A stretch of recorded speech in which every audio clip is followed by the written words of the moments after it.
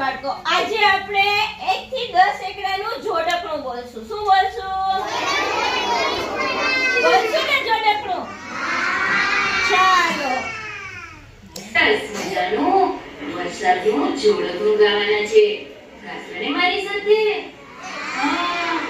ચાલો ત્યારે તૈયાર? 1 2 3 4 વરસાદ આવ્યો મુશળધાર, વરસાદ આવ્યો મુશળધાર. 5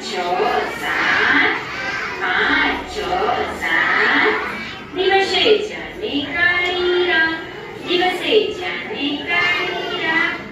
8 9